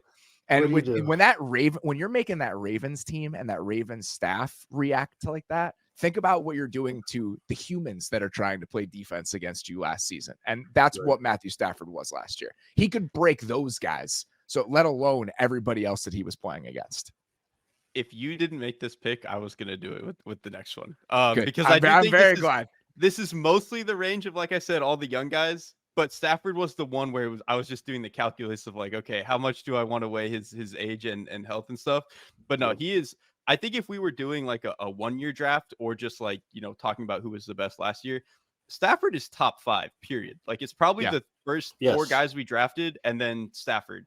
And I think you can even make the case that like Stafford, the way that he was playing last year is better than Justin Herbert. Like Stafford, I mean, you guys said all of it. He is truly, when you talk about accessing every single level of the field all of the time from anywhere in the pocket, from any arm angle, and he knows it, and he knows he can get away with all that. It's just, you unlock this level of like, you almost unlock a different way to play the position. I think that's exactly right. And a different way of playing offense. Yes. They're literally allowed to play offense and get away with stuff that I really don't think you could insert any quarterback other than maybe Mahomes and maybe Allen and play the way that the Rams do. Like Herbert is as talented as Matthew Stafford. He would not play the offense the way that he Stafford needs to be more unhinged. Yeah, that's what we need. I just want Justin Herbert to be progressively more unhinged over the rest of his career and get to that level, but he's certainly not there right now. So even if the injuries and even if he's getting a little bit older, there's a chance this is a disaster. There's a chance this is his last year in the NFL, and then I'm left with whoever for 2 years. That's kind of where I'm at. Take the chance. All right, Derrik, you're up at 12 here. We got to run through these last 4 a little bit quicker, but who are you looking at 12? I'm stuck between 2 young quarterbacks. They play the same way, and I love them both very dearly. I think I'm going to go with Anthony Richardson. And I know that this is like a bit of a gamble, but physically, how many people are more talented than Anthony Richardson? It's probably like Josh Allen, and that might be it. Yeah, I think that's fair. And then I think the other thing about Anthony Richardson, so he kind of came out of college. Okay, I want to say people, when he came out of college, way overstated how raw of a prospect he was. They made it sound like he was like completely tear down. He can't play the position. You have to teach him how to play it again. That was never true. It was more just like, okay, this guy's a 1-year starter in an offense that was like not good and also constructed to where they just didn't run quick game. And so people were like, oh, he can't throw 1 to 10. It's like, well, they didn't ask him to throw 1 to 10 yards. So like, I think if you just gave him reps, gave him a few years, he's too physically talented to not figure it out. So I already came in last year with that mind of Anthony Richardson. The way he played when he was able to play last year was like even way outpaced what I thought he was capable of. The pocket management was unbelievable. I think he played with much better timing than I was anticipating. Some of the throws that he was able to make over the middle were truly like, I think physically only like Allen and Stafford can make it, just in terms of like the velocity that he's allowed to put on the ball. Some of the creativity he has outside of the pocket. He's not really actually in that like Mahomes, Allen psycho mode, but he can do enough outside the pocket and look for enough plays that like physically he can just get away with anything. And so I don't know. I'm just very willing to bet on what his development path is, especially with truthfully, like I kind of like the way that they're constructing this roster. And then, like I even said a couple picks ago, I think it might have been with Trevor. The two things I'm going to bet on every single time, and I've done it with pretty much all of my picks at this point, is pocket management and arm talent. That dude is S tier in both of them. Like he might have some other issues. I know he's going to spray some throws. I know he needs to clean things up a little bit as a processor. But I will bet on those two things. And given the time at the end of this 3-year window, I think he might be just something completely different. I'm fine with all of that. I think that's right. We've seen him for like 4 games, and then he got hurt. So it's a very limited sample that we've seen from him so far. I'm curious, Derrik, I anticipated you taking Kyler Murray at some point in this process because you're a bigger fan of Kyler. Okay. But like why Anthony Richardson over Kyler in a spot like this? Because I know you're a bigger Kyler fan than a lot of people might be. Yeah.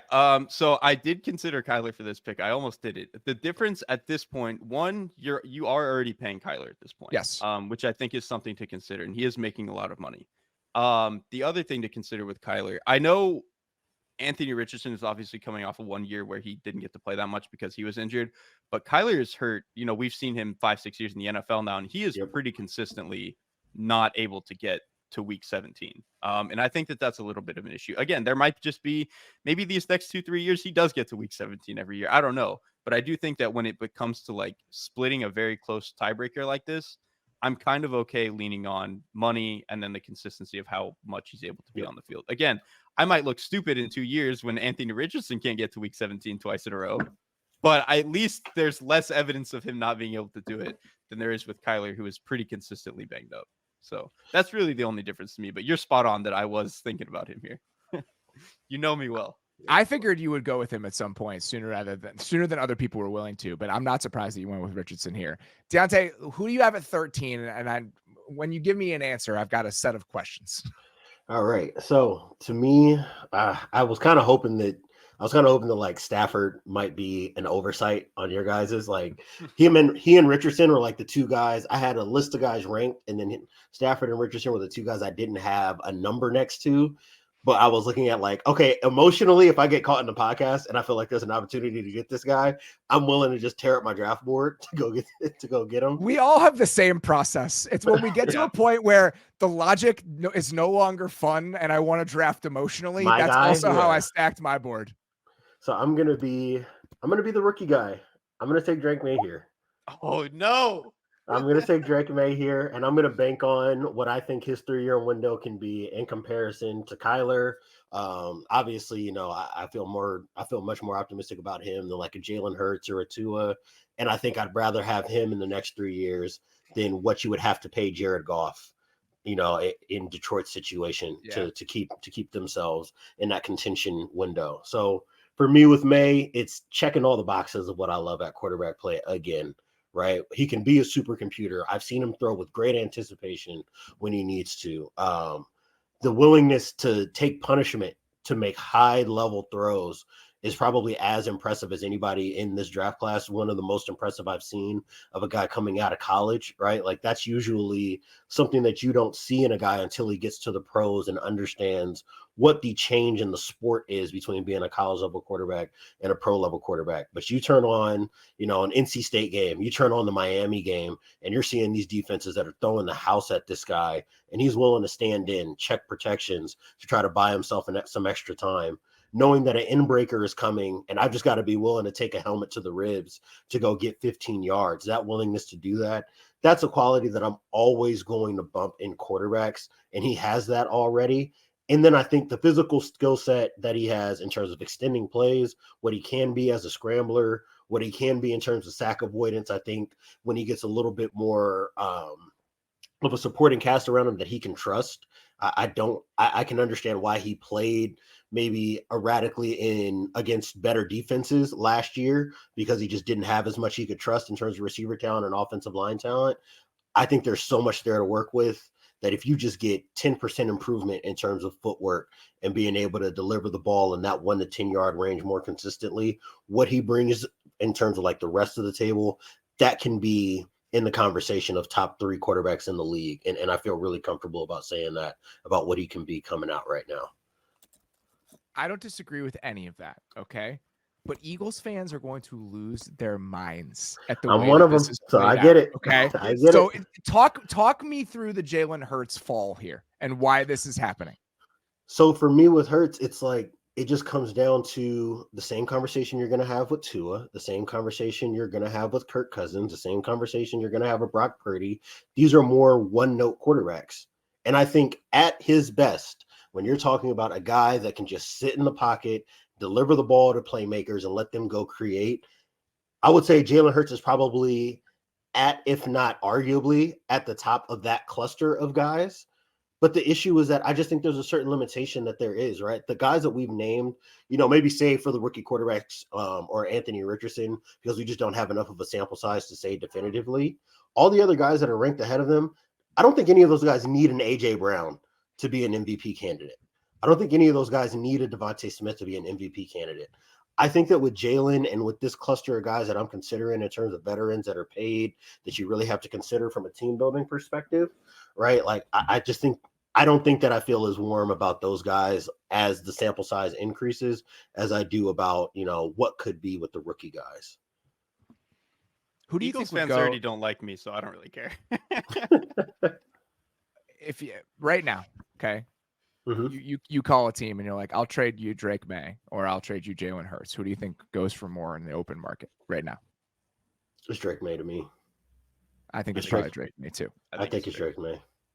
When you consider contract and you consider the potential cliff in terms of where things will drop off at for Hurts, when you consider what Hurts looks like when he's hurt, now that we've seen that, what he was at his best and the limitations he still had, I'd much rather take a bet on Drake Maye. It doesn't mean that I don't like Jalen Hurts. Derrik knows this. Like, the way I feel about Hurts is in the right situation, I have no problem with that guy as my quarterback. I just think that you have to build the right situation for him.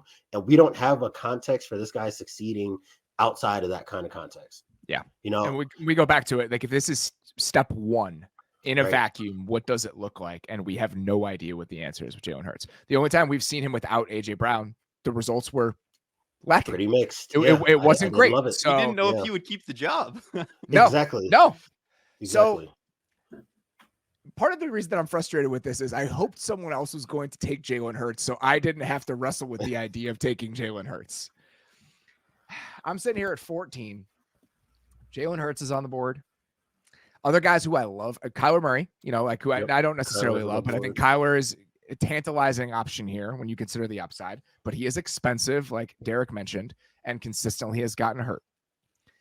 Even if he is a one-note quarterback, and even if he does have defined limitations, Brock Purdy is making $1 million in each of the next 2 years. $1 million over the next 2 years before his extension would kick in. So and we have entered the cope tier. Him. Yes, this is the coping tier. I have to at least consider it because of what sort of flexibility you get. Even with these other guys on rookie deals, okay? Anthony Richardson is making $10.7 million in year 3. Right. Brock Purdy, it's $1 million. You can afford a starting tackle for the gap between those two guys. So you at least have to consider it. And the other guy that I agree with you on, Goff, I like Jared Goff, but he's probably going to be pretty expensive. Yep. And so that lack of creativity and some of those limitations I think are worth mentioning. I kind of want to take Geno. Yeah, I was going to ask, how do you feel about still Geno? on my board? Yeah. Like there's part of me that wants to take Geno. You get age 33, 34, 35. He's 26 million this year, 38 next year. And then he's a free agent in 2026. So that has its own downsides. I'm going to take Jalen Hurts. I'm not excited about it, but the price is pretty good. And I think what he gives you as a runner, so the efficiency that can come with your run game, period. Yeah. And then also what he can give you as a scrambler. I'm with you. I think one note is a really good way to put it. And I think that his note is a little bit more dynamic than some of these other guys because of what he can do with his legs. Yeah. But I everything you said about some of the concerns, I'm with you on those. But I just think in this spot, when you consider the contract, when you consider what he's been, even if you have to put the right pieces around him, I think that's true for most of the guys that you would list off in this spot. And so that's why I think that I'm comfortable going with him here, even if it wasn't my original choice. I was really hoping that Caleb Williams would be here for me at 14. Yeah, I mean, even as I mean, I'm might be the resident Jalen Hurts hater, but like I do think there is a certain level of floor that you get with a Yep. player like Jalen Agreed. Hurts. Agreed. Yep. Yes. Floor is a Obviously sales pitch because for of him. the athleticism stuff, like just the ability that he's able to go make plays as a scrambler, I think is pretty valuable. And then obviously in designed run game, in the red zone, short yardage, it's more valuable than any other quarterback you could argue in terms of the short yardage stuff. Maybe Josh Allen, Right. of course.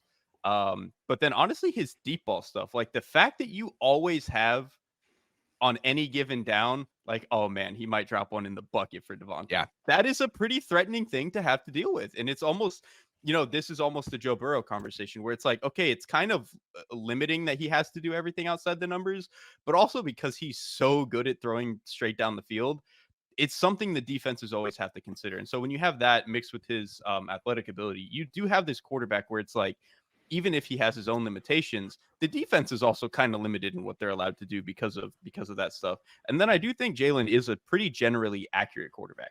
Yes. Like I have agreed. some issues. Yes. I have some issues in terms of what throws he's willing to make and sometimes some of his timing in the quick game. But like when he triggers on a throw, he doesn't really have those sprays that we've talked about with even some of the higher guys that we've talked about. Like Stafford will miss a few a game. Dak will miss a few a game. Trevor will miss a few a game. Jalen, like, if he misses, it's probably just because he was late, not because he didn't make the throw correctly. And I do think, like Right. I said, all of that stuff, you get to a level where the floor is pretty high with a player like this. And then when you bring in an AJ Brown, a Dallas Goedert, a Devonta Smith to be the ceiling, you can obviously get Super Bowl type of ceiling with the offense like this. So Right. Floor is absolutely the right way to frame it. And I think that that's why I'm comfortable doing it. And again, the money stuff is confusing because the Eagles can get away with things money-wise that other teams don't because of how they're willing to structure some of these contracts. So Right. with other teams, you'd say, well, now that Jalen Hurts got paid, how are you going to afford AJ Brown and Devonta Smith and one of the league's best offensive lines? Well, the Eagles extended both of those receivers this offseason. So clearly they can do it. So if I'm trying to like shoehorn in an argument here or win on a technicality, you can still build a great roster around Jalen Hurts' cap hits for the next 3 years. You have to have a owner who's willing to spend a lot of cash and a creative front office, but you can make it happen. So in this simulation, that's the type of infrastructure and ownership group that I have with my Jalen Hurts led team. All right, Derek, you got our last one here. You're picking at 15. Let's close us out. I mean, you already kind of said it. Calamari's still on the board. I'm gonna take me some Kyler Murray, man. I just love the way that he plays, and he's funny too because I didn't really love Kyler coming out of college, and I think even early in his NFL career, he was I was more up and down on him. But I think actually as he's developed as a player, I've come to appreciate certain things about him. Like I used to think because he's short, he couldn't throw the middle of the field that well. And I do think at times he still struggles getting it up and down and throwing with touch, but I think he's become a lot more willing and able to do it. And I think that that's unlocked part of his game. I also think his pocket presence has become honestly like really, really good. He used to be kind of a guy who was, tough in the pocket, but more wanting to, if things went wrong, just get out and go make a play. And obviously he can still do that, but he's actually become really willing to stand in the pocket, move around a little bit, make some certain throws. And then when you have his level of arm talent, his level of flexibility, his core strength, I was actually tweeting about this with Ted Wynn the other day. Kyler's core strength in terms of like, I just need to like rip it off my back foot and launch it. There's like 4 dudes in the league who probably have better core strength than he does. Like Kyler is truly up there in terms of like, he can just bomb it out of any platform. So I take all of that stuff. And then, like I said, some of the creativity he has outside of the pocket, he to me is just, we've seen him play at an MVP level before. And I think he's actually only getting better. Like this almost goes back to the Joe Burrow point. They were starting to do some more of the under center stuff last year, which was a concern I had with him for a long time. But it's like, okay, if he can throw the middle now a little bit, if he can play under center a little bit more, they can unlock more of the offense. And I think he's really good at managing the pocket and has a really good arm. I don't know. He's very much a quarterback where I think if he could just stay healthy, I think we would all appreciate that he is a top 10 quarterback. It's just that he's never been able to do it. And that's why he falls to 15 or whatever it is here instead of, maybe 9 or 10 or whatever it could be. I'm curious to see what he looks like in that offense that has Marvin Harrison Jr., that is in year 2 of that system, that has a little bit more in the interior of the offensive line. Like it was an up and down handful of games for him at the end of last year. But I mean, that's because of who he's throwing the ball to and because of what he's surrounded with. Their run game when he was on the field last season was insane. I mean, they would have been tied with the Dolphins for the best EPA per rush in the NFL with Kyler Murray on the field. And so that value that he brings, I mean, I think there's just so many hidden kind of quiet ways that he makes your team better. And I think that we might really get a look at that this year if he stays consistently healthy. Yeah, and that is the other cheat with Kyler Murray. He just makes your run game better by being out there. Like I know every now and then people will be like, if people did this with Cam, people did this with Lamar, they'll be like, oh, well, the situation's good because look at how well they run the ball. It's like, well, the team runs the They ball run the well ball, right? because the guy. quarterback is Yes. like cheating how you're allowed to run the ball. And Yeah. Kyler is very much in that tier where he cheats what you're allowed to get away with. And so yeah, he just, I don't know. I love watching Kyler play. All right.